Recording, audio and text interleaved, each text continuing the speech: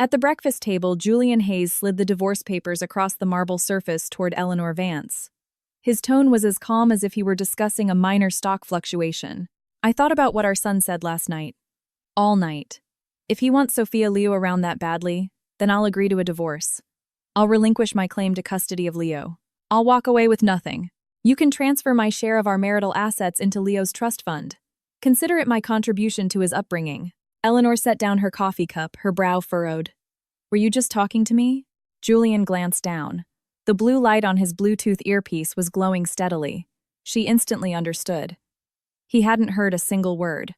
A familiar wave of helplessness washed over her. For 5 years, this had been their reality. Every time she spoke, she was met with this same impenetrable wall of disregard. It was like the past few months when he'd come home every night smelling of a perfume that wasn't hers. She'd finally broken and asked him once, "Who have you been seeing so often?" He'd just given a breezy friend without even looking up. Eleanor sometimes wondered if after 5 years of marriage, he even remembered her name was Eleanor Vance. She was done. She couldn't breathe in this suffocating life anymore. She flipped the document to the last page and pushed it in front of him again. Just sign it. It won't take more than a minute of your time. Julian's eyes finally disengaged from his call, swept over her with a flicker of annoyance. Just as he was about to look at the papers, their son Leo came running in. "Daddy, are you going to play golf with Aunt Sophia later? I want to go too." As Julian started to rise, Eleanor pressed her hand firmly on his wrist. Sign. For the first time in what felt like years, he truly looked at her. There was a clear note of surprise in his eyes. Eleanor guessed he wasn't accustomed to his usually compliant wife acting with such force. Leo grew more insistent. "Daddy, hurry up. If we make Aunt Sophia wait, she'll get mad and tease you again." "All right." The next second, without even glancing at the contents of the agreement, Julian picked up a pen and scrawled his signature. Father and son were gone in a flash. Eleanor stared at the signed document, unable to decide if his action was a sign of complete trust or utter indifference. She picked up the pen, and next to his powerful signature, she carefully wrote her own name, one deliberate stroke at a time. In this lifetime, the names Eleanor Vance and Julian Hayes had appeared side by side only twice. The first time was on their marriage certificate, the second was here. As she finished, a single tear fell onto the page. She gently wiped it away, placed the papers in a pre-addressed envelope for her lawyer, and went upstairs to pack. Opening her closet, Eleanor was confronted by a wardrobe full of clothes that felt alien and garish. Not a single piece was something she truly loved. No one knew that the girl she was before 16 loved bungee jumping, drove fast cars, and laughed without restraint. But after marrying Julian Hayes, she had been molded and reshaped. She had to be gentle, serene, her smile, a carefully measured curve. The Hayes family never needed an individual. They needed a suitable Mrs. Hayes. Even after sanding down all her edges, she hadn't earned an ounce of his affection. Instead, she became a running joke in Julian's circle. They said she was like a doll with no soul. They said Sophia Lou and Julian Hayes were the ones who were truly meant to be. Thinking of this, looking at the clothes that symbolized her role, a wave of nausea hit her. She rushed to the bathroom and dry-heaved over the toilet. When she was done, she looked up at the mirror. Her makeup was perfect, but her eyes were hollow. Divorcing him was the rightest decision she had ever made. She refused to be strangled by the title of Mrs. Hayes any longer. She wanted to break out of this gilded cage and be herself again. Finally, she dug out a dress she hadn't worn since before her wedding and called her best friend Chloe. "Can you come pick me up?" The Hayes penthouse was never her home, and the Vance family, after marrying her off to the Hayes dynasty, had washed their hands of her. That wasn't her home either. Chloe pulled up to the curb, her expression puzzled. "Ellie, what's going on? Isn't it your birthday today? A week ago you were telling me you were going to celebrate with your husband and son." Eleanor froze. She pulled out her phone and scrolled through her messages. A week ago, she had indeed booked a table at their favorite restaurant. She'd even sent a hopeful message to Julian. The message was still there, unread, unanswered. Was she disappointed? In the past, maybe. But now all she felt was a profound numbness. She got into Chloe's car, and they drove to the restaurant she had booked. But as soon as she gave her reservation name, the maitre d' approached them with an apologetic expression. "Ma'am, I'm so terribly sorry. Mr. Hayes has booked the entire restaurant for a private event this evening. He's celebrating his wife's birthday with his son. We will, of course, refund your deposit double." Chloe laughed and pulled Eleanor forward. "No need for a refund. You're looking at the actual Mrs. Hayes right here. But as they reached the center of the grand dining room, they heard the sound of joyful laughter. Julian was there with Leo presenting a birthday cake to Sophia Liu. Julian's voice was gentle. "Happy birthday, Sophia. May all your wishes come true." Leo echoed him enthusiastically. "Happy birthday, Aunt Sophia. I hope you wish to marry Daddy and become my new mommy." Eleanor stood frozen, watching the three of them settle happily at their table. Julian's gaze never left Sophia, not for a single second. And her son, the child she had carried for 9 months and endured a life-threatening labor to birth, was thoughtfully pulling out Sophia's chair, pouring her water and even carefully tucking a stray strand of hair behind her ear. In 5 years of marriage, Julian had never known her birthday, let alone offered a blessing. In his entire life, Leo had never poured her a glass of water or handed her a napkin. Chloe, furious, rolled up her sleeves, ready to march over and give them a piece of her mind. But Eleanor grabbed her arm. "It's not worth it," she said, her voice flat. "I've already signed the divorce papers with Julian." Chloe immediately drove Eleanor to her apartment in Brooklyn. Eleanor didn't cry. Instead, it was Chloe who burst into tears, hugging her friend and ranting. "That man is a gaslighting narcissist, and that little boy is a spoiled brat. For 5 years, you've revolved your entire life around them. No career, no social life. I finally get you to come out for a coffee, and one call from him sends you running home to make him some special hangover cure. When Leo was a baby and wouldn't stop crying, how many sleepless nights did you spend holding him? You gave them everything, and this is how they repay you, Ellie. I know you must be hurting. It's okay to cry. Just let it out." Listening to Chloe, Eleanor picked up a beer from the coffee table and took a long swallow. Leaning back on the couch, she whispered, "Cry, I can't anymore." But she had cried before. So many times. When Julian's mother forced her to learn endless, tedious rules of etiquette, and she'd tried to confide in Julian only to be treated like thin air.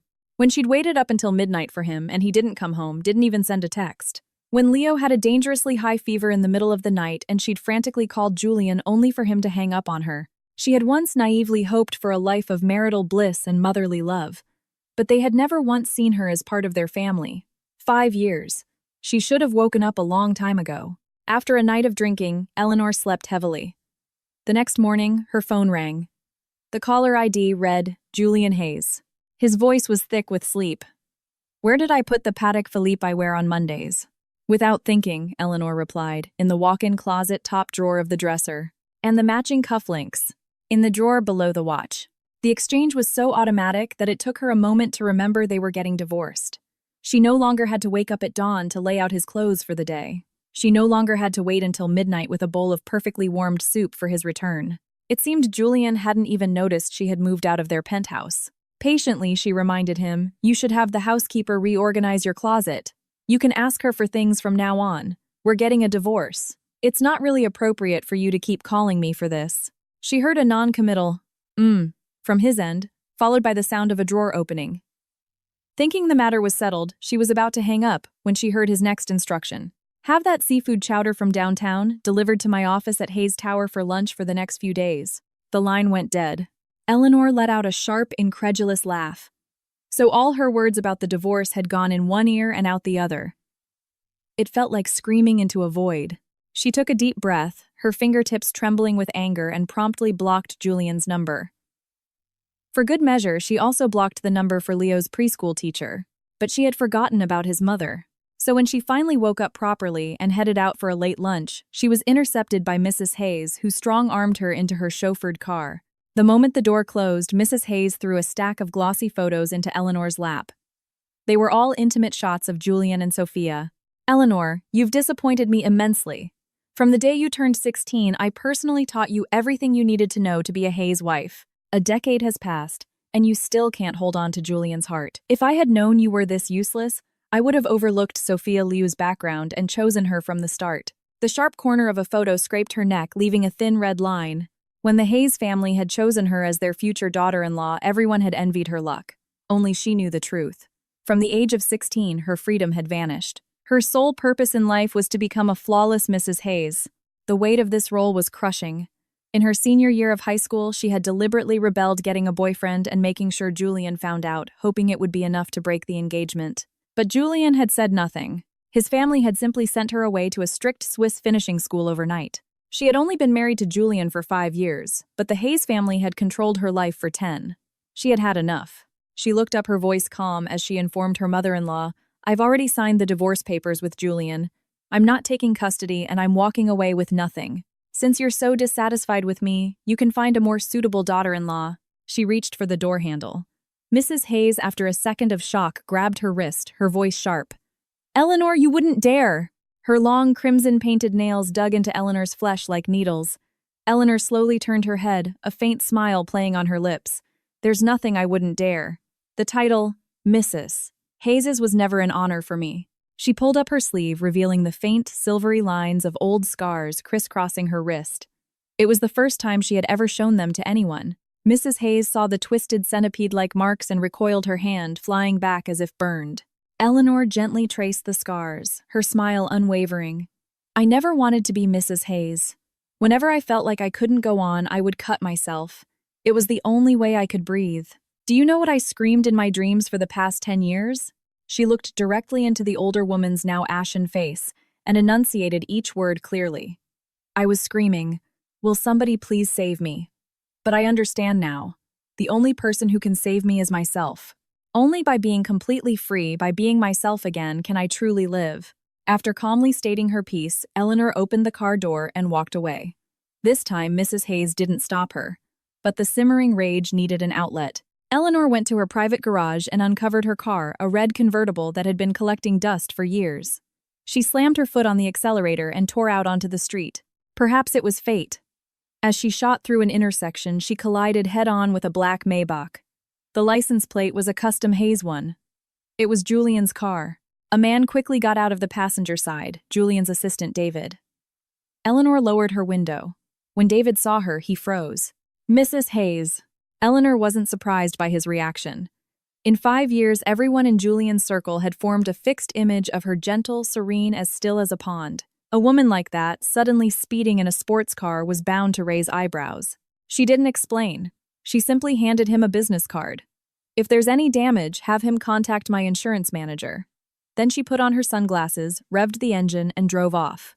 David stood there, stunned for a moment before returning to the Maybach. Mr. Hayes, the other driver. It was Mrs. Hayes. Julian, rubbing his temples in the back seat, just said coolly, "Let's go," as if it made no difference to him whether the driver was a stranger or his wife. David wisely said no more. But no one could have predicted that 3 hours later, the couple would meet again. This time, it was at a private racetrack in the suburbs. Julian was there to sign a land development deal with a partner. Coincidentally, a race was underway, the Atmosphere Electric. A red sports car was dominating the track, taking the lead with sheer speed and power, winning the championship with ease. When the driver got out of the car, a hush fell over the crowd. Clad in a form-fitting crimson racing suit that highlighted a lean, elegant figure, the driver captured everyone's attention. Even Julian's eyes held a clear glint of admiration. Then the driver removed the helmet, revealing a familiar face. David, standing beside Julian, gasped, "Mr. Hayes." Mrs. Hayes is an incredible race car driver. Julian didn't speak. He just watched the fervent gazes of the men around them, fixated on Eleanor, his brow tightening slightly. Eleanor had noticed Julian's stare long ago, but didn't acknowledge him. For years, unless they were at a mandatory high society gala, she had always pretended not to know him in public. It was what he preferred. So when the race organizer, who was from out of town, came to introduce them, Eleanor played along with his charade. She extended her hand politely. "Mr. Hayes, a pleasure to finally meet you." Julian remained expressionless, creating a moment of awkward silence. Just then, Sophia Lou's voice drifted over. "Julian, are you finished? If you are, let's head back to the office for lunch. I'm craving that seafood chowder your housekeeper makes." Eleanor turned to see Sophia getting out of the Maybach and walking over to Julian, linking her arm through his as if it were the most natural thing in the world. Perhaps feeling that Eleanor was no threat, Sophia even offered her a small, triumphant smile. As they walked away, someone nearby commented, "Mr. Hayes even brings his wife along for business meetings. They must be so in love."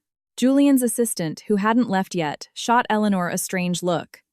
Eleanor knew exactly what he was thinking. What a pathetic woman can't even hold on to her own husband. She said nothing, simply turned and left the racetrack. The first thing she did was call her lawyer. "How long until the divorce certificate is ready?" 7 days, the lawyer replied. 7 more days. Fine. She had endured 10 years. 7 days was nothing. She could wait. But just as she'd composed herself, her phone rang again. It was Julian's assistant. Mrs. Hayes, the CEO, is asking when the seafood chowder will be delivered. Also, Leo's teacher called. She can't reach you. His craft project wasn't brought to school. Would you be able to drop it off? Eleanor suddenly remembered. The night before Leo had asked her for a divorce, she had been sitting at the table painstakingly sewing a handmade project for him from a video tutorial. When she left, it was only half finished. She looked up at the clouds, drifting freely in the sky, and said calmly, "Tell Julian there is no more seafood chowder. There will never be any again. As for Leo's affairs, I will no longer be involved. Don't contact me again." She then blocked the assistant's number as well. In the CEO's office at Hayes Tower, David held his phone looking awkward. "Sir, Mrs. Hayes hung up on me. When I tried calling back, it went straight to voicemail. I think she blocked me. Maybe you should try." Julian frowned and for a rare change took out his own phone. He found the contact labeled wife and sent a message. "What's this tantrum about?" A second later, a red notification appeared below his message. "This person has enabled friend verification. You are not their friend yet. Please send a friend request." David leaned over and happened to see the message history on Julian's phone. The last message received was Eleanor's birthday invitation from a week ago. He couldn't help but exclaim, "Oh, Mrs. Hayes' birthday is the same day as Miss Liu's, so yesterday was her birthday too. Sir, did you get her a gift?" Julian was silent for a moment before replying flatly, "I wasn't aware." David wasn't surprised. After all, Eleanor had sent numerous messages and Julian hadn't replied to a single one. Before David could say more, Julian instructed, "Get her a supplementary birthday gift. You can handle the arrangements." "Yes, sir." David nodded. But as he looked up, he saw that Julian was already engrossed in a document, as if the instruction was a mere afterthought. David sighed quietly and slipped out of the office to pick out a gift. That evening, Eleanor received the birthday gift sent by Julian's assistant. She was a little surprised but refused it without a second thought. She honestly couldn't understand what Julian was trying to do. Her birthday was over. What was the point of a gift now? Besides, for the last 10 years, her only birthday wish had been the same freedom. By agreeing to the divorce, Julian had, in a roundabout way, granted her that wish. Eleanor had assumed that during the 7-day waiting period, she and Julian would have no more contact. But shortly after the assistant left, she received a text from her mother-in-law. "Eleanor, I don't care what divorce drama you're stirring up with Julian, but as long as you are not officially divorced, my grandson will not be affected in any way." Eleanor scoffed. How could Leo possibly be affected? He was the one who proposed the divorce. Before she could reply, another text arrived. "If you don't want this divorce to get messy, you will come to the family estate this weekend to be with my grandson as usual." Eleanor remembered that Julian disliked having too many people around, so after they married, they moved out of the Hayes family estate in Greenwich and into the Manhattan penthouse. After Leo was born, they had a standing weekend routine of taking him back to Greenwich. Today was Friday. Normally, she would have already picked Leo up from preschool and be preparing for the trip. Julian was always busy, rarely home before 10 p.m. This time, Eleanor went straight to the estate. To her surprise, when she arrived, Julian was already there. She ignored him and started walking towards the second floor, but he blocked her path. He asked inexplicably, "Did you like the birthday gift?" Eleanor looked at him confused. Did he not know she had refused it? Then again, it wasn't surprising. He treated her like she was invisible. Why would he remember if she had accepted a gift or not? Not wanting to talk to him, she just gave a perfunctory nod. But then he continued, "Leo is carving a wooden charm for Sophia. I've arranged for you to go upstairs and help him finish it." So accepting the gift came with strings attached. Eleanor gave a cold laugh, deliberately shouldered past him, and went upstairs without a word. Julian frowned but said nothing. On the second floor, Leo was sitting at his desk intently focused on carving with a small knife. As she got closer, she saw a beautifully finished wooden good luck charm on the table beside him. He was trying to replicate it. Her footsteps must have disturbed him. He looked up, and the moment he saw her, he quickly snatched the finished charm off the table. His lips pressed into a thin line of displeasure. "Mom, this is the one Daddy carved for Aunt Sophia. You can't steal it." A sharp pain like a knife twisting shot through Eleanor's heart. She couldn't believe it. The child she had once treasured more than her own life was looking at her like a thief. Staring at Leo's face, which was a miniature version of Julian's, she felt a suffocating tightness in her chest. "You don't have to be so defensive. I have never wanted anything that belongs to someone else. Besides, your father and I are getting divorced soon. Your dear Aunt Sophia will be your new mother before you know it." suddenly Julian's cold, reprimanding voice came from behind her. Eleanor, what kind of nonsense are you filling his head with? Are you even a fit mother? It was probably the longest sentence Julian had ever spoken directly to her. Eleanor turned around, looked at his indifferent face, and smiled faintly. You're right, I'm not fit. So you should find him one who is. With that, she walked toward the door. Eleanor Julian grabbed her arm, his deep voice laced with a warning. At that moment, Leo's smartwatch buzzed. He chirped happily. Daddy, it's Aunt Sophia, video calling. The next second, Julian let her go. Eleanor watched as he walked over to answer the call, his icy expression instantly replaced with a smile. She suddenly felt a profound sense of futility. Without another word, she went to the guest room, closed the door, and locked it. The room was cold. Though it was June, she felt as if she were lying in a coffin buried deep in the chilly ground. She closed her eyes, forcing herself to sleep, and dreamed of her 16-year-old self crying helplessly over her puppy that had been taken away and put down. Because Julian was allergic to fur the future, Mrs. Hayes could not have a dog. Then she dreamed of being 19, sent by her father to that Swiss finishing school. She had been top of her class with a guaranteed spot at Yale, but she was locked away in that iron-gated institution learning how to be a wife. In her dream, they were both crying, telling her, Eleanor, walk forward. Don't ever look back. Eleanor would not look back. From the moment she handed Julian the divorce papers, she was prepared to burn everything to the ground. If the rest of her life was going to be spent as a caged bird, she would rather die. Her dreams that night were chaotic, but her internal clock still woke her at 5 a.m. In her old life, she would now be getting up to prepare breakfast for Julian and Leo, warming a glass of milk. She rubbed her temples. Remembering her mother-in-law's threat, she got up and went downstairs. But when she got there, she learned that Julian and Leo had left early. They had gone with Sophia to watch the sunrise. Eleanor found it laughable. It was painfully obvious to anyone with eyes that Leo didn't need her as a mother, yet Mrs. Hayes insisted she return to the estate. In the eyes of the Hayes family, she had never been treated as the lady of the house, yet she was required to be present wherever the Mrs. Hayes was supposed to be, even if only as a decorative vase. After surviving the weekend, Chloe immediately arranged for them to visit a local university to watch the college baseball team practice. You need to de-stress, she said.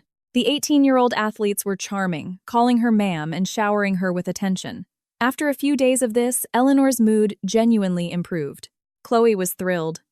See, now that you've seen what decent young men are like, don't you feel like that old man Julian isn't worth loving anymore?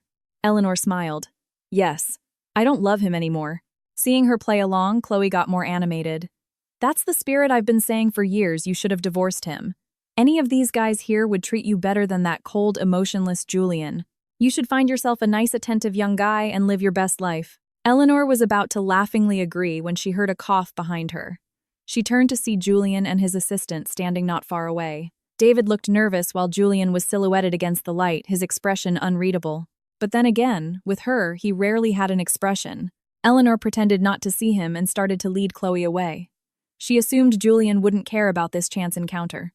But to her surprise, he stepped forward and took her arm. There's a gathering you need to attend. Come with me. Without waiting for a response, he pulled her into his car. Once they were inside, she was still in a daze. In her memory, Julian had always treated her like she was invisible, with no opinions or feelings about her. This sudden assertiveness was something she had only ever encountered in the bedroom. As she collected her thoughts, he spoke again. Eleanor, for families like ours, isn't suitability the most important thing? It took her a moment to realize he was refuting what she and Chloe had been saying. So love didn't matter.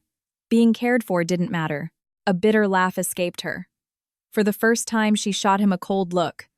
But your suitability is built on my silent suffering. And what gives you the right to demand that Julian stared at her for several long seconds but said nothing. Eleanor no longer had the energy to decipher his moods. She closed her eyes and feigned sleep. When they arrived at the private club, she realized it was just a small get-together for Julian's friends. He had never brought her to this kind of informal event before. Eleanor had never liked his friends. They looked down on her, calling her a doll. So she remained stone-faced throughout drinking a little wine. Later, feeling a bit drunk, she went to the restroom. After she left, one of Julian's friends leaned in. Julian, your wife didn't crack a smile all night. In fact, she even gave you the cold shoulder. The rumors about you two getting a divorce must be true. Julian swirled the wine in his glass. Who said I'm getting a divorce? Since I married her, my wife for this lifetime can only be Eleanor Vance. His friend was shocked. Are you serious? Julian shot him a look and said nothing. The friend, looking perplexed, finally managed a few words. Julian, you remember that tech CEO Mr. Grant you partnered with? He was just like you. Ignored his wife completely, never took her to company events. No one even knew she was Mrs. Grant. Eventually, she got fed up and divorced him. I hear he's still trying to win her back. If you're serious about spending your life with Eleanor, you'd better start showing her some attention. Otherwise, you might end up just like him. The hand Julian was using to swirl his glass paused for a fraction of a second. Then he said with cool certainty, she wouldn't. At that exact moment in the restroom, Eleanor received a text from her lawyer. Miss Vance, the divorce certificate for you and Mr. Julian Hayes has been processed and is ready for pickup at your convenience. The day had finally come. Eleanor immediately took a cab to the law firm and picked up the divorce certificate she had dreamed of. She opened it and read it over and over. From this moment on, she no longer had to treat Julian's words as gospel. She no longer had to live by the Hayes family's rules. She no longer had to eat bland, steamed vegetables to maintain the elegance of Mrs. Hayes. She no longer had to wear the same makeup every day, smile at people, and lie about how happy she was. She could go bungee jumping, racing, traveling. There were so many things she could do now. Leaving the law firm, Chloe said that to celebrate her freedom, they first needed to eat a meal that the former Mrs. Hayes would never be allowed to touch. She took Eleanor to a row of food trucks in a bustling night market. Milkshakes, BBQ ice cream. Eat whatever you want. Smelling the rich aroma of grilled meat and spices, Eleanor finally felt what it was like to be alive. That night, they ate skewers, drank beer, danced on the sidewalk, and laughed loud and unrestrained. In the end, Eleanor laughed until she cried. The weight that had been pressing on her for 10 years finally dissolved. Perhaps because she had been suppressed for so long, the pain and resentment needed an outlet. Fueled by alcohol, she unblocked Leo from her phone and dialed his number. The moment the call connected, she said, her eyes red. Leo, I want you to know, even if you don't like me, I am your biological mother. The one who almost died in the delivery room giving birth to you was me. The one who stayed up night after night taking care of you when you were sick was me. From the moment you called me vicious for an outsider like Sophia Liu, I stopped being your mother. And you don't get to call me mom anymore. You don't deserve it. Eleanor, what are you talking about? Julian's icy voice came through the phone. Eleanor paused, then realized the child was probably with him. She scoffed. Mr. Hayes, you have time to lecture me, but maybe you should spend it teaching your son some manners. Did you know that the night before my birthday, your son told me to divorce you to make way for Sophia Liu? And the funny thing is, that was the longest sentence he's ever said to me. Congratulations, Julian. I've given all of you what you wanted. With that, she blocked Leo's number again. After a night of drinking with Chloe, Eleanor booked a flight out of the country the next morning. She knew she had been a bit extreme last night, and once news of the divorce spread, her own family would not let her go. They might even try to force her to go back and beg Julian for forgiveness. Or worse, they might try to marry her off to someone else for a good price. She had to get out of New York. She wasn't coming back. After saying goodbye to Chloe, Eleanor packed a small bag and headed for the door. To her surprise, she saw the black Maybach parked a short distance away. Julian got out with Leo and walked toward her. Leo apologized to your mother. Leo, his face pale, clutched his shirt and bowed stiffly. Mom, I'm sorry. I shouldn't have said those things to you. I shouldn't have said I wanted you and Dad to get divorced. I know I was wrong. Will you forgive me? Eleanor gave a small laugh. No need to apologize. She had already vented her feelings and didn't care anymore. But then, to her utter astonishment, Julian spoke. I apologize. I didn't raise him well. It's my fault too. It was a miracle. The day she heard Julian Hayes voluntarily apologize. But could a simple sorry erase all the hurt? No. But Eleanor remembered the package in her bag, the one she had planned to mail to Julian from the airport. She said directly, Julian, if you're truly sorry, then give me a ride to the airport. Julian looked puzzled. The Hayes family doesn't have any overseas engagements scheduled. Where are you flying to? Eleanor gave a sarcastic smile. So aside from Hayes family business, I'm not allowed to have my own life. That's not what I meant. For the first time, Julian looked genuinely flustered. But she didn't care. It was Julian who had driven her to the wedding into the Hayes family's prison. It was only fitting that he should be the one to drive her away to personally sever their last connection. The ride to JFK was silent. Before getting out of the car, Eleanor handed Julian a beautifully wrapped box. A final gift. Julian paused, confused by her choice of words, but he took it. Thank you. Leo looked up at her, his small face hopeful. What about me, Mommy? Eleanor smiled. Yours is in there too. After all, it's a gift for both of you. You should be happy about it. She added, Don't open it for an hour. By then, my plane should have taken off. For a rare moment, Julian's expression softened. He even said, Come back soon. She just smiled without replying and turned away. She wasn't coming back. She was going to find her freedom. Julian watched her slender figure disappear into the terminal, a strange sense of unease creeping into his heart. He held the box, wanting to open it immediately, but Leo stopped him. Daddy, we promised Mom we'd wait an hour. We have to keep our promise. For the next hour, Julian held a financial report but didn't read a single page. He kept looking at the gift box. Finally, the hour was up. Leo eagerly reached for the box. Daddy, what did Mommy give us that's so mysterious? With a click, the lid came off. Julian turned his head just in time to see what was inside. Lying quietly on a bed of silk was a single official document, a certificate of divorce. Leo, though only 3, had already started his early education. He looked at the certificate in the box, his small lips moving as he sounded out the words. Finally, he asked Daddy, What's a divorce certificate? Mommy said. She was giving us a gift. Is this little booklet the gift?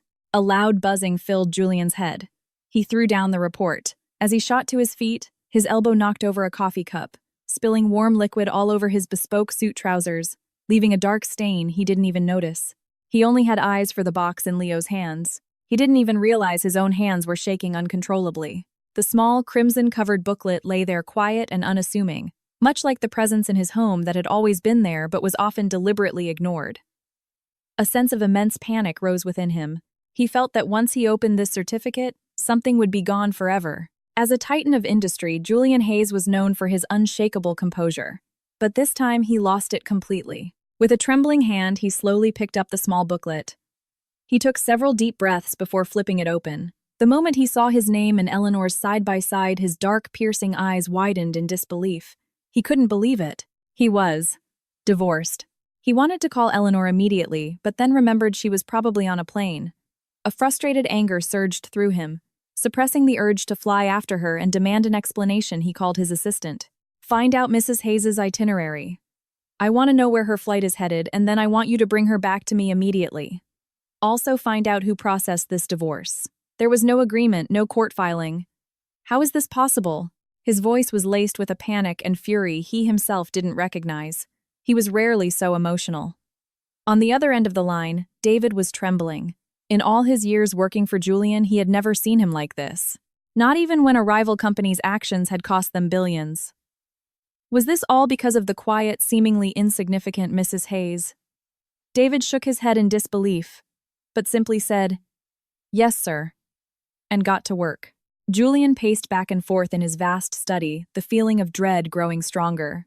Finally, he picked up his phone and sent a friend request to the woman who had blocked him.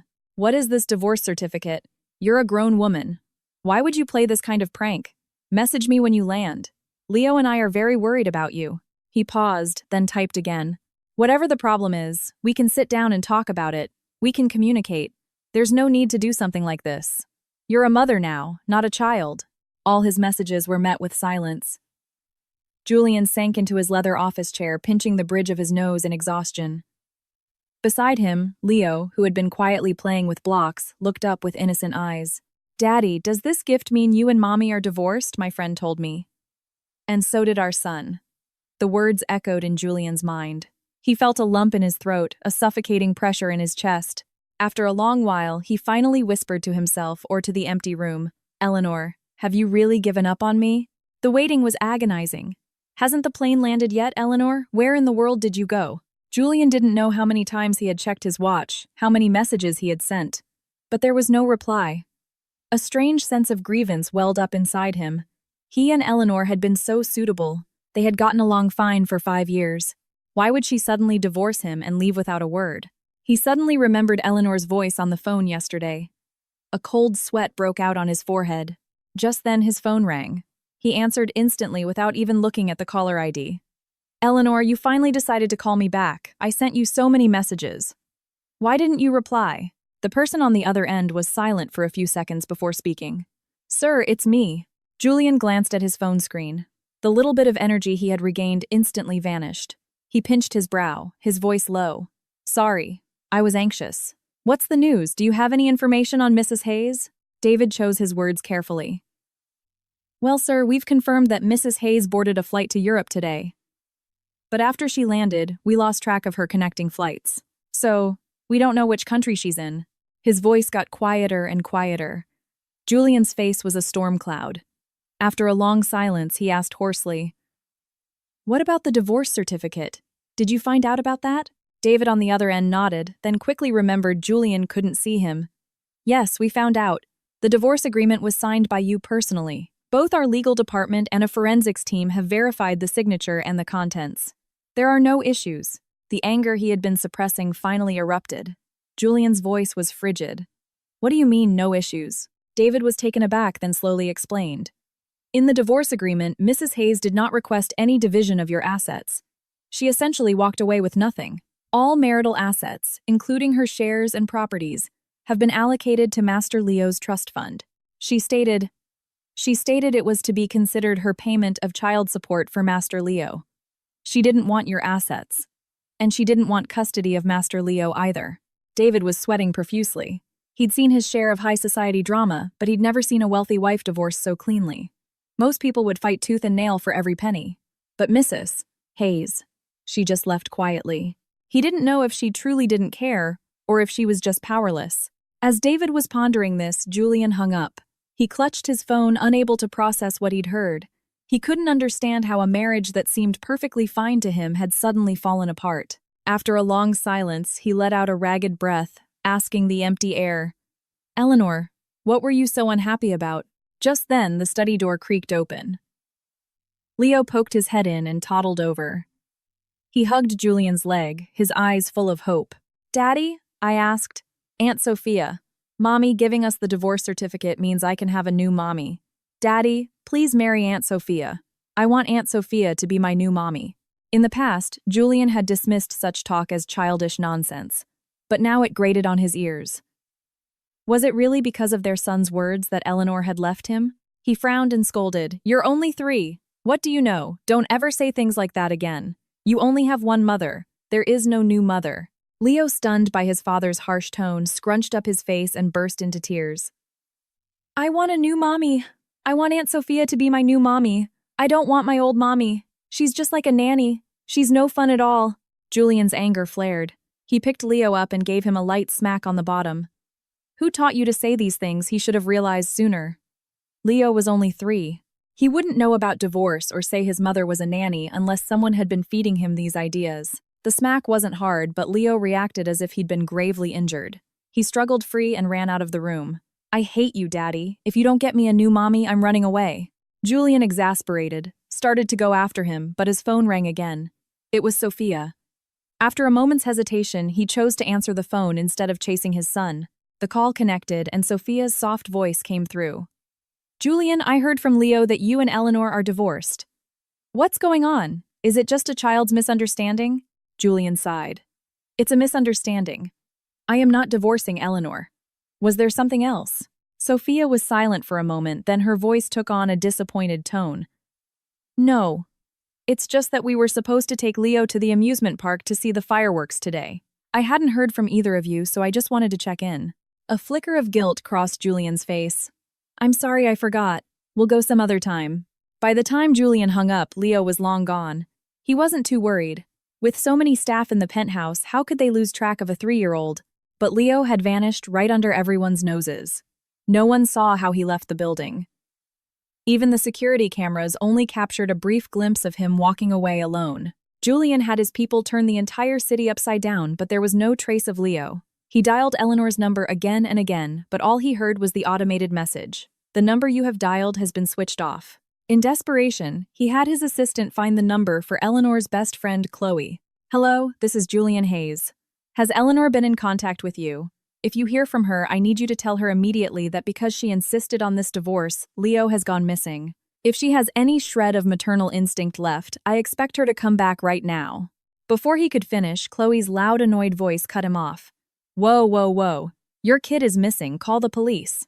What's Eleanor supposed to do? Does she have some psychic connection to him? She comes back and suddenly pinpoints his location. That's ridiculous. And don't you dare blame this on the divorce. You're the ones who pushed her to it. She should have divorced you years ago. You and that spoiled brat are both terrible. The line went dead with a sharp click. But then it rang again almost immediately. It was Sophia, Julian answered, but all he could make out was a panicked voice. Julian, help, someone's trying to… Leo. They're taking Leo. Let go of him, Leo. Don't be scared, Aunt Sophia. Watch out. The call cut off abruptly. Julian immediately had his team trace Sophia's phone signal and rushed to the location. When they arrived, they found Sophia and Leo unconscious on a dirt embankment just off a deserted stretch of highway. Sophia was covered in scrapes and bruises, a mess. But Leo was held tightly in her arms, completely unscathed except for a bit of dirt on his face. Everyone at the scene was moved. Julian's hands hanging by his sides, clenched into fists. He had them both sent to the hospital in an ambulance. As he watched the flashing red and blue lights disappear into the distance, he finally spoke to his assistant. Investigate Sophia. I want to know everything she's been doing lately, everyone she's been in contact with. Don't miss a single detail. David was stunned for a moment, then he understood. He had been with Julian searching the entire city without a single lead. How could the frail Miss Liu just happen to find him? And how could a 3-year-old boy slip away from a penthouse full of staff?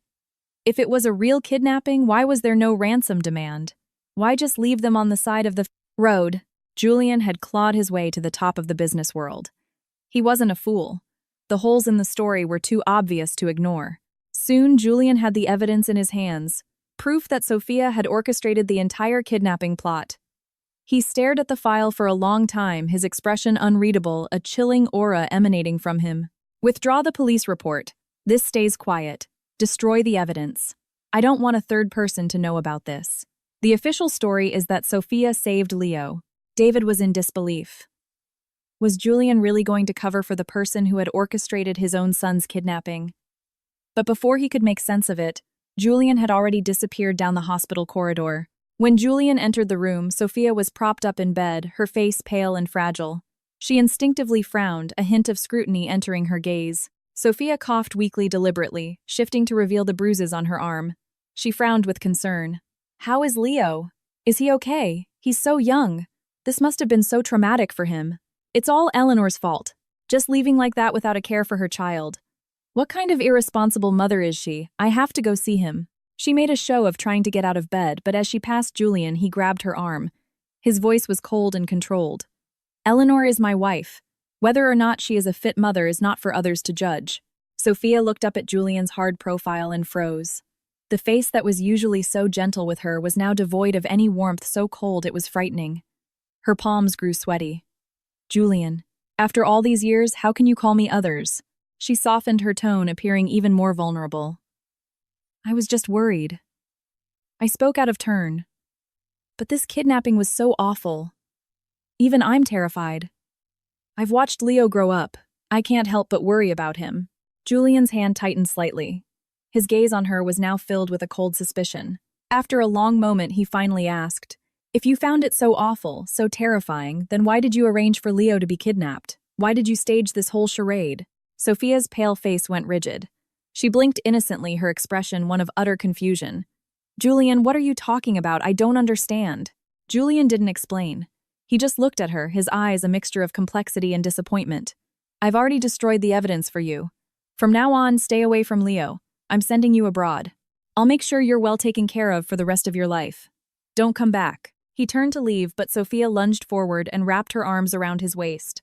Julian, don't send me away. If I did something wrong, I can change. We've been together for so many years. I can't live without you. Julian remained unmoved, prying her hands from his waist. Sophia grew desperate. Julian, why? I admit I was a little hasty this time, but you and Eleanor are divorced. I just want to marry the man I love. What did I do wrong? I don't care that Leo isn't my child.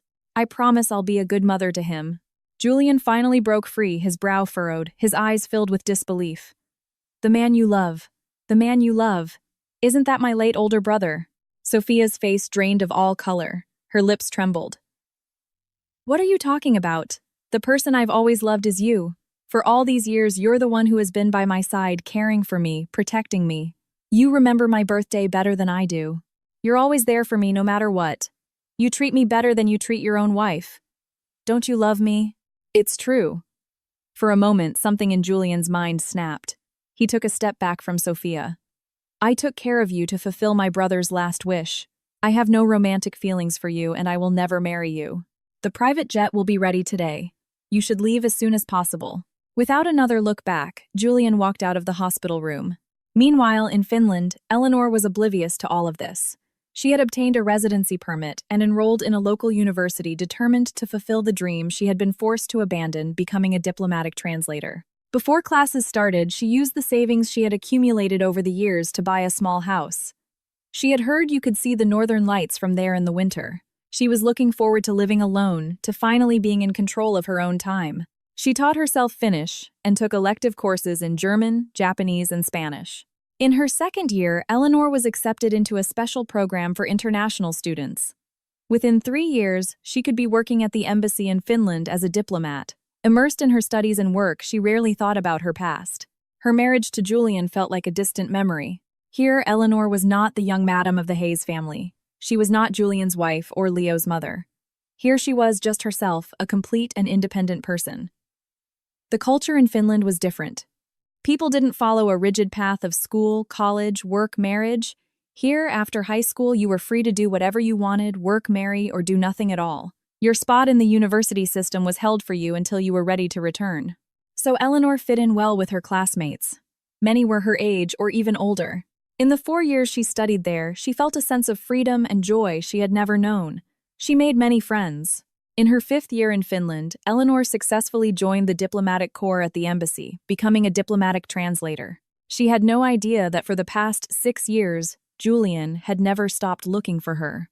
Back in the Hayes Tower CEO office, David burst in his face, beaming. "Sir, we have news of Mrs. Hayes. She's at the embassy in Finland." Julian shot up from his chair, a rare expression of joy on his face. David's eyes widened. He hadn't seen Julian smile in 6 years. Ever since Mrs. Hayes had divorced him, not even closing a multi-billion-dollar deal, had brought such a smile to his face. Julian started for the door, then turned back. "I need a complete current file on her. Get it for me."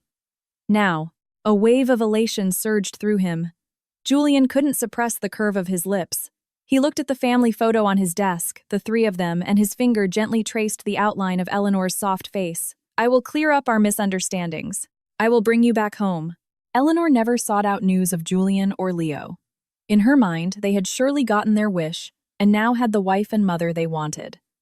Her days were packed with international conferences and translating documents. Life was busy and fulfilling, until one day, her superior brought her an English language project proposal for a new energy initiative. "Eleanor, you're the most capable person in our department. This proposal is a high priority for the Finnish Trade Commission. I need you to translate it as quickly as possible." Looking at the thick document, she smiled confidently. "Of course, sir. I'll get it done." Over the years, she had constantly honed her skills precisely for moments like this to take on challenges others couldn't. She thrived on pushing her limits. But when Eleanor opened the binder, she saw the cover page. It was a proposal from Hayes Corp. Julian. The familiar name resurfaced in her mind. She shook her head, took a deep breath, and told herself it was just a coincidence. Hayes Corp was a global entity. It made sense they would want to expand into Finland.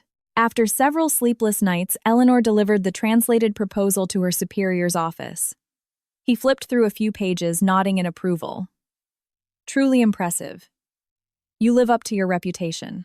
To complete such a monumental task so quickly and so well. Eleanor, you are a true asset to this department." Eleanor knew her boss well.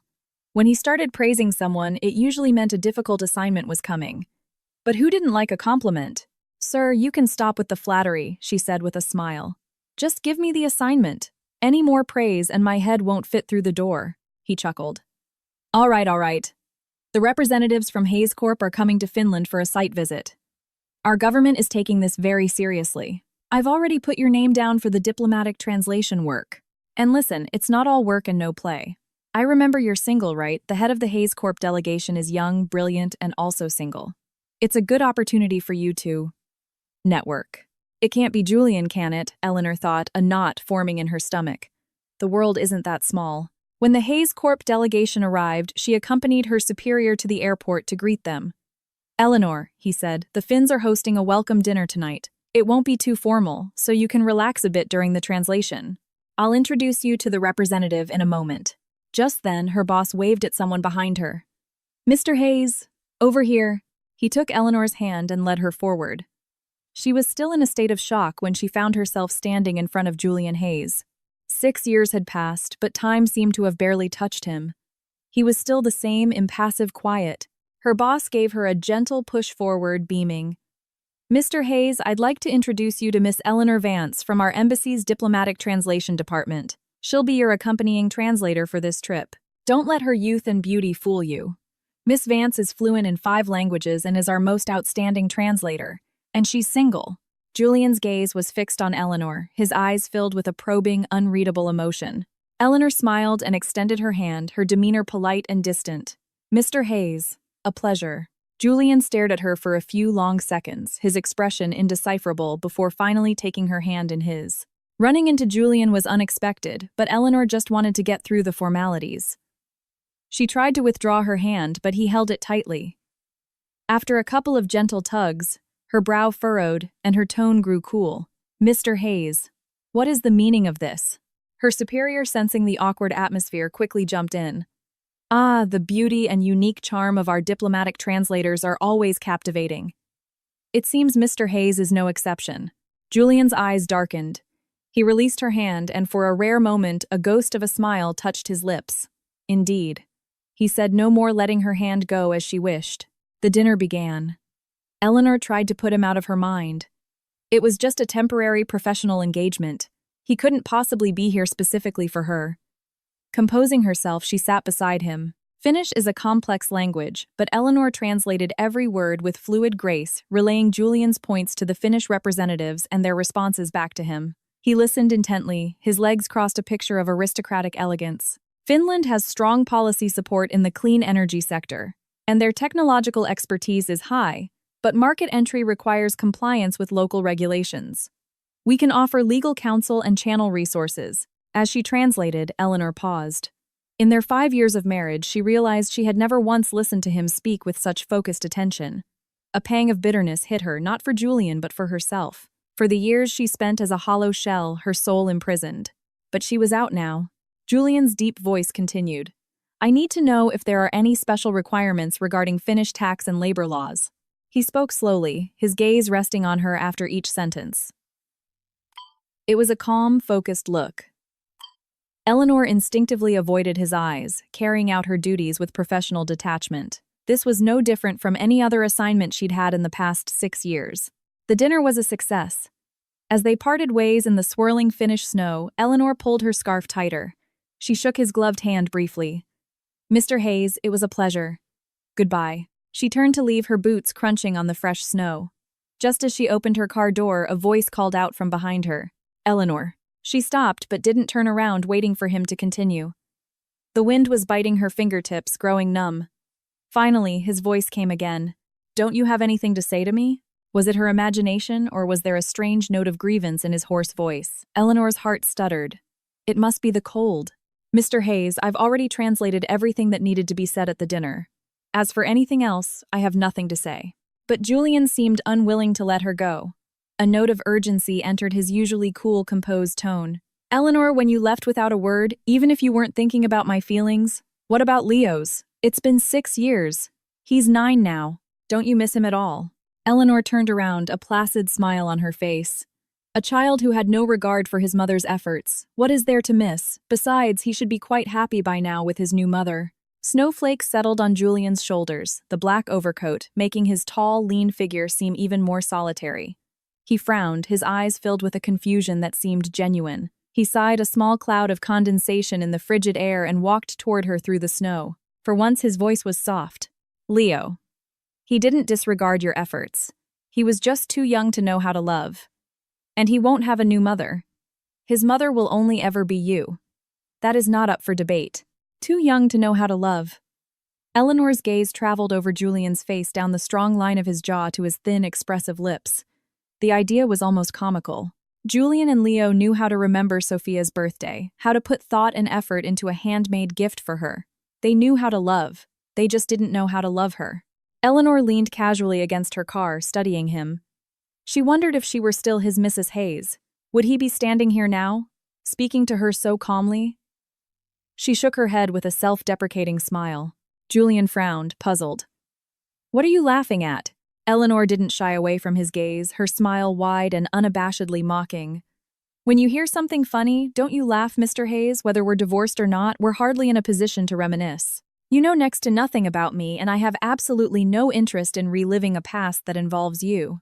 Without waiting for his reply, she got in her car, slammed the door, and sped off. Back home, Eleanor went through her nightly routine and collapsed into bed. Perhaps because she had seen Julian images of the past flooded her mind. 5 years of trying to be the perfect wife and mother, never once being herself. In her 6 years abroad, she had rarely thought of those times. She had been too busy compensating for her lost youth, her stolen college years. She had forgotten she was ever anyone's wife or mother. But Julian's appearance had forced all those buried memories to the surface. She pulled the duvet tighter, a deep weariness settling over her. She fell asleep quickly. In the middle of the night, a neighbor's dog began to bark, furiously waking her. The images from her dream, Julian's indifferent face, Leo's wary eyes dissipated. She took a few deep breaths to clear her head and went to the window to see what the commotion was. Standing outside her front door, still in the same black overcoat, was Julian. Eleanor had no idea how he had found her address, but she found the situation absurd. In the Finnish polar night, with temperatures dropping to 20 or 30 below 0 Celsius, he wouldn't last the night dressed like that. She had no doubt that if she left him out there, she would find a human-shaped ice sculpture on her doorstep in the morning. Though she didn't know what he wanted, she opened the door and let her ex-husband in. The last thing she needed was the trouble of him freezing to death outside her house. By the warm fireplace, she politely handed Julian a mug of coffee. His knuckles were red with cold and he was shivering uncontrollably. He cupped his hands around the warm mug, taking a long moment before he could speak. He offered her a weak smile. "Thank you." Eleanor's gaze flickered. Julian rarely smiled at her. Most of the time, he was cold and expressionless. She frowned, her voice sharp. "Julian, what do you want?" Julian lowered his eyes. The frost on his eyelashes slowly melted, forming a single crystalline drop that clung there, making him look surprisingly vulnerable. His lashes trembled, and the drop fell. When he spoke, his voice was faint, perhaps from the cold. "I want to know why we got divorced." Eleanor stared at him, and he met her gaze without flinching, his eyes filled with genuine confusion. A mix of emotions churned inside her. So everything she had endured for 5 years had been completely and utterly ignored. She sighed suddenly, regretting letting him in. She should have just turned off the lights and gone back to bed. Let him freeze. Her throat felt tight. After a long moment, 2 unfamiliar words came out. Eleanor. It was comical. The first time he had ever called her by her first name with any real intent was 6 years after their divorce. She wrapped a blanket tighter around herself and sank into an armchair, her gaze on him laced with irony. "Julian, has it ever occurred to you that the very fact you don't know the reason for our divorce is the reason for our divorce?" Julian's posture stiffened, a look of profound confusion on his face. He was always like this. His prestigious background, his successful career, his sharp mind, they made him adept at handling everything and consequently indifferent to everything. It was as if he believed the world would always move along the tracks he had laid for it. Perhaps Eleanor was one of the few derailments he had ever experienced. Somehow her eyes began to burn. She quickly shifted her position, swallowing the lump in her throat. "Julian, before the divorce, I told you many times. I said, since you and Leo both like Sophia so much, I'll agree to a divorce. I'll give up custody of Leo and walk away with nothing. Our marital assets can be transferred to Leo's name as a final contribution from his unloved mother. I told you all of this word for word." She leaned forward, her eyes locked on his. "But Julian, do you remember any of it?" Julian's hands tightened around the mug. He frowned as if trying desperately to recall something, but the blankness in his eyes betrayed him. He remembered nothing. Eleanor, of course, knew this would be the result. He had never truly listened to a single word she had said when she was his wife. Back then, to him, Eleanor had been a nominal partner, a glorified nanny, and a stand-in for Sophia's needs. A knot of frustration tightened in her chest. A malicious thought crossed her mind. She wanted to make him hurt.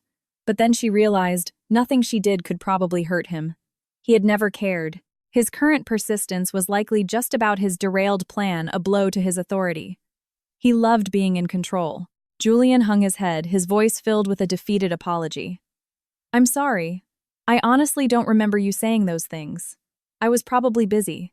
But if that's your reason for divorcing me, I really can't accept it."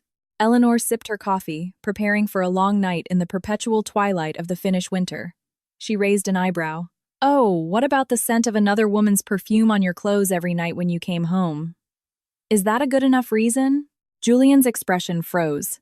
He seemed to have caught a contradiction in her words, but he shook his head as if the idea was preposterous. Sophia. You divorced me because of her. The surprise in Julian's voice was palpable, as if divorcing him over Sophia was even more ridiculous than divorcing him for never listening to her. Eleanor just sipped her coffee and nodded coolly. Yes. You came home every day smelling of her perfume. Leo was constantly talking about wanting Aunt Sophia to be his new mom. Was I supposed to just cling pathetically to the title of Mrs. Hayes is a position I never even wanted? Julian's face went unusually pale. So, you suspected I was cheating on you. Eleanor held up a single finger and wagged it in front of him. Not suspected. When you started taking Sophia to every event and didn't correct people when they introduced her as your wife. When your friends mocked me to my face and joked about how you and Sophia were a better match. When you signed the divorce papers without a second glance, just so you could go and be with her. Whether you were physically cheating or not became irrelevant. Divorcing you was about not letting myself suffocate in the prison of being Mrs. Hayes. No one enjoys living behind a mask, being so bound by rules that you lose all your edges. Being that empty figurehead Julian. I never wanted that for myself. Julian's eyelashes fluttered. He was silent for a long time. Perhaps he hadn't expected her to say these things. Or perhaps he simply didn't care about her true feelings. He was just looking for a way to analyze his failure to learn from it. But from Eleanor's perspective, it was all pointless. He loved Sophia. He remembered her birthday planned thoughtful gifts and surprises. He would drop everything to go to her, listen to her every word, and knew all her likes and dislikes. His love for Sophia meant that this failure with Eleanor wouldn't impact his future relationships. Eleanor glanced at her watch. 4:30 a.m. If they were still married, she would have to get up in half an hour to make breakfast for him and Leo. A wave of exhaustion hit her. She stood up and opened the door. Mr. Hayes, I assume you've heard everything you wanted to know. Please leave now. I need to rest. Before she could finish, she heard a very clear, solemn, I'm sorry. She froze, the words caught in her throat. Julian looked at her directly and repeated slowly, I'm sorry. I didn't know that all those details I never noticed were causing you so much pain. I was wrong. I apologize. Eleanor couldn't help but laugh. To get an apology from the proud, arrogant Julian Hayes, she must be the first. But then a hollow feeling spread through her chest. She suddenly felt a pang of her old hurt. To think that when she laid out the mundane realities of their 5-year marriage, even he could see her pain. She subtly pressed a hand to her chest, feeling some of the old anger dissipate. Maybe she could finally make peace with the past. But there's one point I don't agree with, Julian said, suddenly breaking her train of thought. Eleanor glanced at him. He pressed his lips together and continued, I did not cheat on you. I am not in love with Sophia. The guilt and longing in his eyes were unmistakable. My brother. I took care of her, gave her whatever she wanted to fulfill my brother's dying wish. The reason I didn't correct people when they called her Mrs. Hayes was because I felt that if my brother were still alive, she would have been a rightful Mrs. Hayes. Eleanor waved a dismissive hand. It doesn't matter anymore. Her indifference seemed to sting him. He looked hurt as he insisted, no, it does matter. In the 6 years you've been gone, Leo and I have missed you terribly. I want to clear up these misunderstandings, so you can come back to us. Come back to the family. For a split second, Eleanor genuinely thought Julian was joking. She had waited 10 years for her freedom, and now he was asking her to return to the family. A tremor of laughter escaped her, then grew into a full-blown, unrestrained laugh. A look of sheer bewilderment crossed Julian's face. He truly didn't seem to understand what she was laughing about. Or perhaps he had never seen the real her before. Eleanor wiped a tear from the corner of her eye, clutching her aching stomach. It took several deep breaths to compose herself. Julian, are you kidding me? It took everything I had to finally divorce you. I have my own career now. Why on earth would I go back to that life? To do what? Be a free nanny? Or run around after you like a servant, delivering that ridiculous seafood chowder to your office every day? You feel guilty about your brother. You want to fulfill his last wish and take care of Sophia, that's fine. But why do you need to drag me into it? I don't owe your brother anything. I don't owe Sophia anything. And I certainly don't owe you anything. Julian tried to say something else, but Eleanor was already at the door, pulling it open. A blast of icy wind and snow rushed in, and the temperature in the room plummeted. She gripped the doorknob tightly, her voice as cold as the winter air. "Get out. Don't make me say it again." Julian finally left, but Eleanor, exhausted, couldn't get back to sleep. She tossed and turned until morning, then forced herself to get ready and go to work at the embassy. But as soon as she arrived at the office, she was hit with terrible news. Her superior stood before her, his tone grave. "Eleanor, you haven't been with us long, but your work ethic and abilities are outstanding. This new energy project with Hayes Corp is of great significance to the relationship between our two countries. Our senior officials want to take this opportunity to visit their headquarters in the U.S. with Mr. Hayes. We need an accompanying translator. I've already submitted your name. You've been away for 6 years.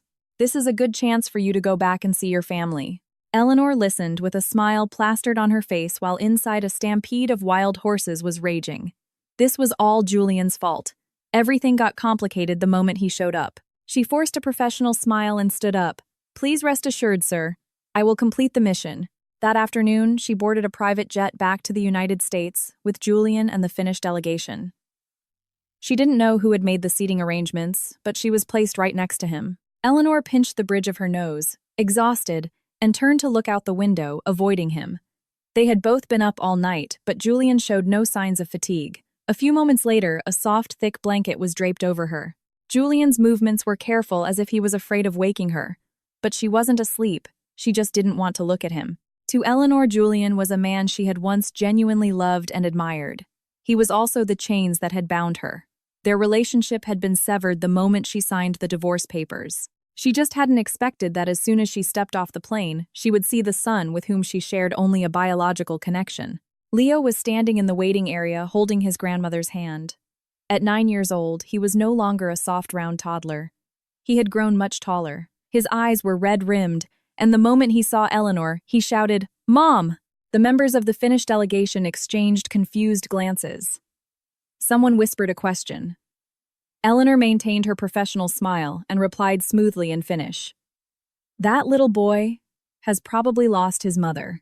Beside her, Julian's face darkened, so he understood Finnish. Leo started to run towards her, but his grandmother held him back. The dignified old woman didn't let him cause a scene. She simply took his hand and led him away. Eleanor knew Mrs. Hayes hadn't come here for a happy mother-son reunion. It was more likely a tactic to pressure her into something, but she no longer had any reason to obey. The days spent accompanying the Finnish delegation on their tour of Hayes Corp went smoothly. Professionally, Julian was flawless. But as soon as the official tour ended, he sought her out. "Eleanor, the delegation's work is mostly finished. Would you like to come home with me and see Leo? He misses you." "Misses me." Eleanor couldn't help but picture the miniature version of Julian, his face full of disdain and rejection. She shook her head. "I don't think so. He never liked me before. After being gone for 6 years, he probably dislikes me even more. He wanted Sophia to be his mother. You want to honor your brother's last wish. Why don't you just marry her? It would be a perfect solution for everyone. And it would save your future wife the trouble of having to help you take care of your sister-in-law." Julian pinched the bridge of his nose and sighed wearily. "Eleanor, do we have to talk like this?" Eleanor gave him a cool glance. "Don't like it. We could just not talk at all." With that, she packed her things and went back to her hotel. As for her own family, there was no reason to go back. Learning that Chloe was also in the city, Eleanor's mood lifted. She quickly arranged to meet her. The moment they saw each other, Chloe's eyes lit up. She grabbed Eleanor's hands and spun her around. "This is it. This is the real you. It's been 6 years, but seeing you like this. I'm so happy for you, Ellie." When old friends get together, the conversation flows endlessly. Hours flew by. In the middle of their animated discussion, Eleanor's phone rang. It was an unfamiliar local number. She hesitated, then answered. A woman's tentative voice came through. "Hello, is this Leo Hayes' mother? I'm his homeroom teacher. Leo got into a fight at school with another student. I just called his father and he told me to contact you." Chloe, annoyed at the interruption, snatched the phone. "You have the wrong number." She hung up. "What is wrong with Julian? You're divorced. You don't even have custody. You've only been back for a few days and he's already causing trouble." Before she could finish, the phone rang again. Eleanor answered. The teacher's voice was now anxious and impatient. "Mrs. Hayes, I really must ask you to come to the school. Adult issues shouldn't affect a child's well-being." Besides, Leo hit the other boy hard enough to need stitches. The other parents are here and they're demanding you come and take him to the hospital. There was no choice. She and Chloe had to go to the school. In the principal's office, several young boys stood looking disheveled. All of them had parents with them except for Leo, who stood alone. The injured boy's mother was holding her son, pointing at Leo and scolding him. "What is wrong with you hitting so hard at your age? Didn't your mother ever teach you not to use your fists?" Before she finished, the other boys started snickering. Leo doesn't have a mother. His mom abandoned him. Leo's a loser with no mom. Leo's face turned crimson. Like a cornered wolf cub, he lunged forward to fight again. It was clear the Hayes family had given him some sort of self-defense training, but this time the other parents were there to protect their children. He didn't stand a chance. As he was pushed and fell to the floor, he saw Eleanor standing in the doorway. His eyes instantly reddened. Eleanor could see tears welling up, but he bit his lip hard, quickly turned his head and scrambled back to his feet. Eleanor ignored Leo's defiant posture. She walked into the room, her gaze sweeping over the adults. She made a simple introduction. "I am Leo Hayes' biological mother. His father and I are divorced, and I do not have custody. For any financial compensation, you will need to speak with his father, Julian Hayes." At her words, Leo looked up at her in disbelief. From the corner of her eye, Eleanor saw him quickly wipe his eyes as if afraid she would see him cry. This child. Wasn't he the one who was always pushing for a divorce? Where were these tears coming from now? At the mention of Julian Hayes, the other parents exchanged glances, their aggressive demeanor softening considerably. Julian's name was a fixture in the financial news. Few people didn't know who he was. This was a minor issue that could have been easily resolved without his personal involvement. But he had deliberately pushed it onto her. Did he think this would reawaken her maternal love? Did he forget that love has to be mutual? Even parents don't always love their children. Eleanor took a deep breath, pushing away the memory of her own father, dragging her to that Swiss finishing school. Ahem. Mrs. Hayes, even if you are divorced from Mr. Hayes, you still need to give us an explanation for your son's behavior.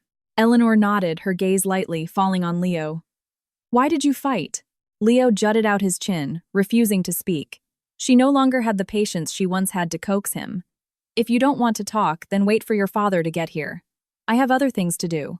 I don't have time to waste on this. Her words seemed to trigger him. Like a wounded animal, Leo turned on her, his eyes red as he shouted, "They said, I don't have a mother. Are you happy now? Why didn't Dad marry Aunt Sophia? She would never ignore me like you do. I hate you. I hate you." Eleanor waited for him to finish, then raised an eyebrow. "When your father and I were married, you wanted Sophia to be your mother. Yelling at me then was at least understandable. Now that we're divorced, if you want someone to be your mother, you should go and find her yourself." The other parents started whispering among themselves. Such a young child already trying to break up his parents' marriage. No wonder his mother left him. That's Sophia Liu. I think I've seen her. Always with Mr. Hayes at those fancy events. I thought she was Mrs. Hayes. Turns out she's the other woman. At his age, Leo was sensitive. He couldn't stand hearing those words. He turned to run out of the office, but he only took a few steps before he stopped. Julian had arrived, flanked by his assistant and bodyguards. His face was a mask of indifference, radiating an intimidating presence. His arrival made the small office feel crowded. His cold gaze swept over everyone. What happened? No one spoke. Even Leo seemed afraid of him, standing silently with his head down. Eleanor gave him a cool look. You're here. Good. As the child's legal guardian, you should be the one to handle this. I'm leaving. Eleanor, Mom. She left both their calls behind her as she walked out of the office. Chloe was waiting in the car. That little brat. You shouldn't have even bothered. You have no idea. After you left, he threw a huge tantrum, demanding Sophia be his new mom. Julian gave him one slap, and he tried to run away from home. Almost got himself kidnapped for real. I heard it was Sophia who bravely saved him. A match made in heaven, those two. They went straight to a bar, and the incident at the school was quickly forgotten. But she hadn't expected that when they stumbled out of the bar tipsy, they would run right into Julian and Leo. He was holding Leo's hand.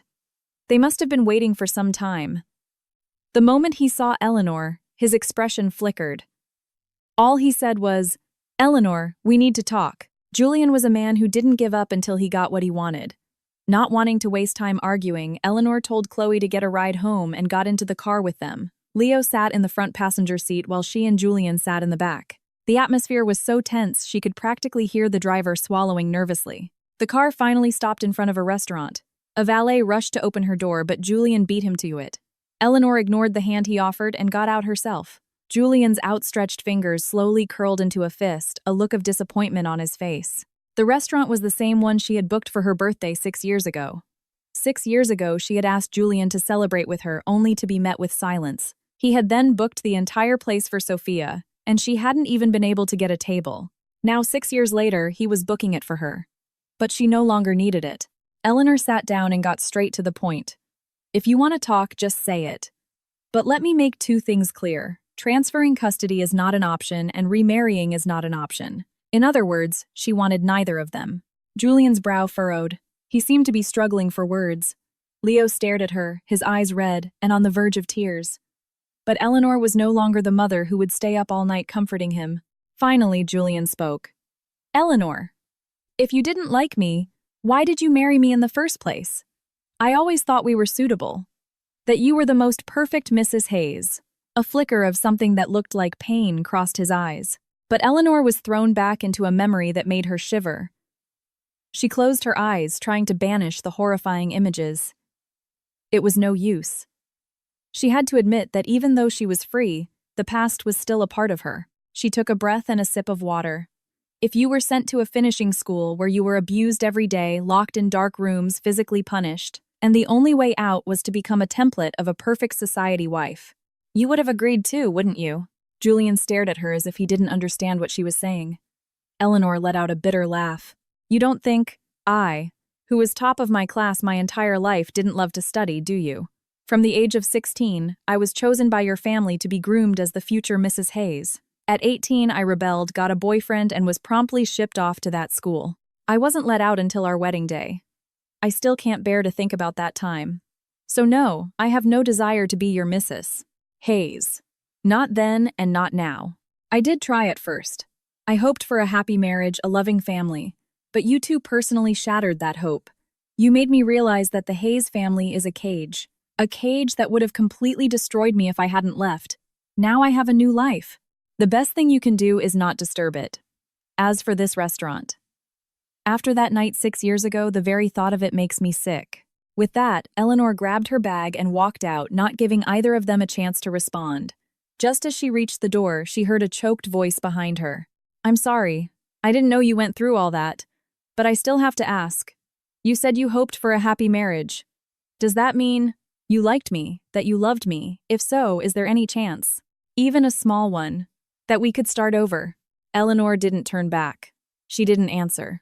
She hadn't expected that the next day her long-estranged father would show up at her hotel. He wore a fawning, apologetic smile. My dear daughter, where have you been all these years? Why didn't you even call home? Eleanor looked at the new gray hairs at his temples and felt a complicated mix of emotions. The man who had once held so much power over her was now bowing his head. It was as if all the things that had once seemed insurmountable were in fact conquerable. Mr. Vance, she said coolly, if you have something to say, please say it directly. There's no need to beat around the bush. He was clearly taken aback by her cold tone. His smile faltered. Well, Dad was just thinking since you haven't been home in so long, maybe you could come over for dinner. In your absence, Mr. Hayes has been very supportive of our family business. I can tell he still has feelings for you. You divorced without consulting the family. Now that you're back, maybe our two families can sit down and talk again. After all, you were meant to marry him since you were 16. Eleanor understood his meaning. Her smile grew colder. You're saying Julian and I should remarry? Her father nodded eagerly, a calculating glint in his eyes. She scoffed. What did the Hayes family promise you this time? A partnership. A new project. If Vance Industries has to resort to selling its daughter to stay afloat, then it deserves to go bankrupt. His smile vanished completely. You've been away for a few years and think you've grown wings. Is that any way to talk to your father? If someone hadn't been whispering in Julian's ear about that finishing school, he wouldn't have suddenly pulled all his investments from our company. In one night, our market value dropped by half. You are coming with me to see him today, and that's final. He reached for her arm, but she shook him off. This rotten piece of her past. It was time to cut it out. An hour later, Eleanor found herself in the living room of her father's house. Julian was there with Leo sitting beside him. He looked at her father with the same indifference he had once shown her. Eleanor ignored them all and found a seat. Julian looked at her, choosing his words carefully. "Eleanor, I came here today." She cut him off with a sharp glance. "Why you're here is of no interest to me. For my part, the best thing you could do is not be here at all." Julian's expression darkened. After a long moment, he managed, "I'm not trying to pressure you. He was cut off again, this time by her father, who bustled in with a bottle of expensive liquor. Come, try some of my best vintage," he said, pouring a glass for Julian. "Eleanor has always been a bit headstrong. I've already had a word with her. She came back this time to settle down and live a good life with you, Mr. Hayes. I think we should pick an auspicious date for another wedding." He bowed and scraped, filling Julian's glass, speaking as if he were a feudal lord with absolute power. In his eyes, Eleanor had never been a daughter, only a commodity. But Julian, the man with even more power, said nothing. Her father tried again. "Mr. Hayes, I know you're still upset about her divorcing you so rashly 6 years ago. We can keep the new wedding small, of course. Or if you don't want one at all, that's fine too. Just take her back. What do you think?" The response came not from Julian, but from the front door of the house as it was pushed open with force. "I think not. What century is this still arranging marriages, and trying to poach from my State Department, no less?" Men in dark suits and earpieces filed into the room, securing the perimeter. Following them was an older man in a simple but official-looking jacket.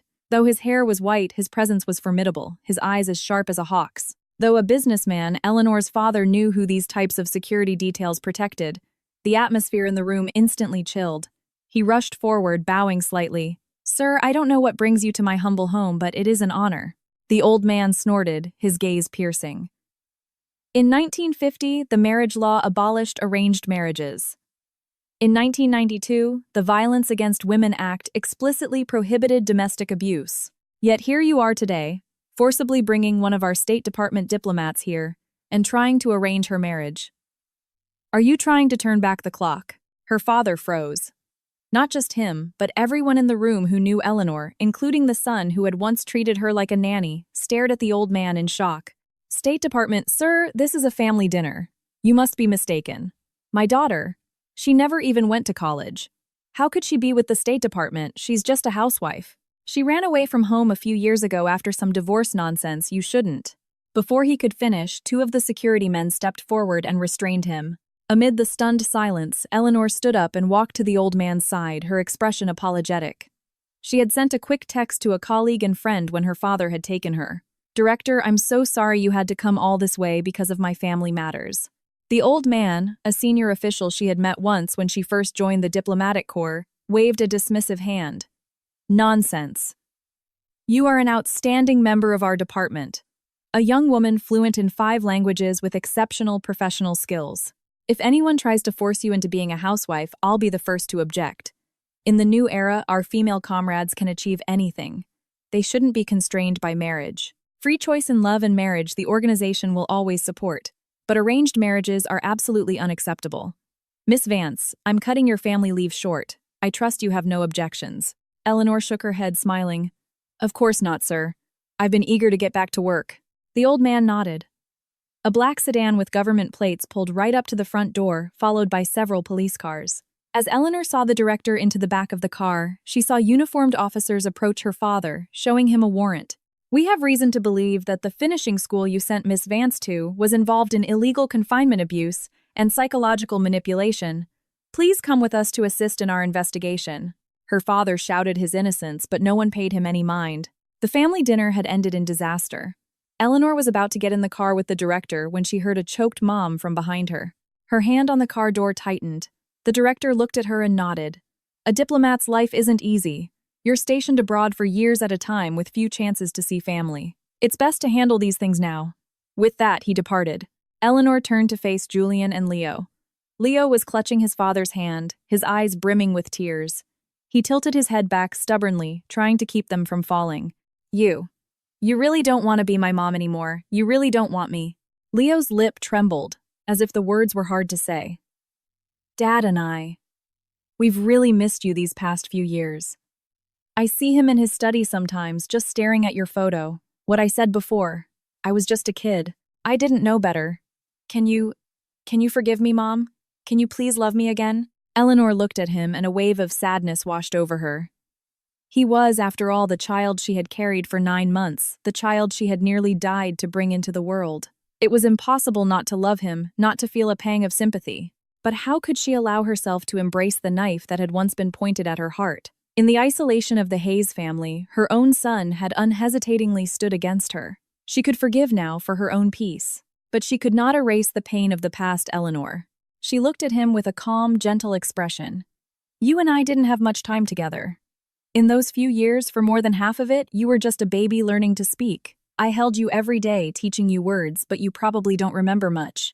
Later, when you started to understand the world, you decided I wasn't good enough. You wanted someone else to be your mother. Even if you were just a naive child, my heartbreak in that moment was real. For the next 6 years, I was absent from your life. I never knew about your education, your upbringing.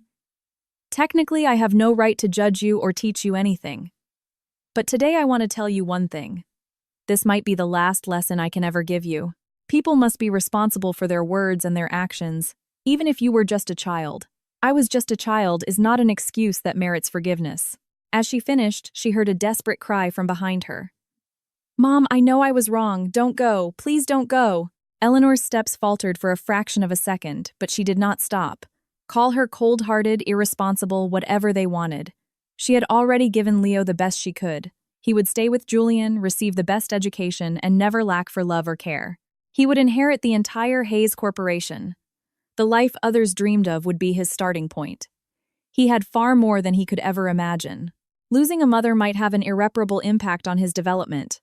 But for him to gain a mother, Eleanor would have to lose her entire life. If he had been a child who truly loved her, she might have been willing to make that sacrifice. But he wasn't. And that was a tragedy. Her past life, her marriage, her motherhood had been a failure. But now she had finally succeeded in becoming herself.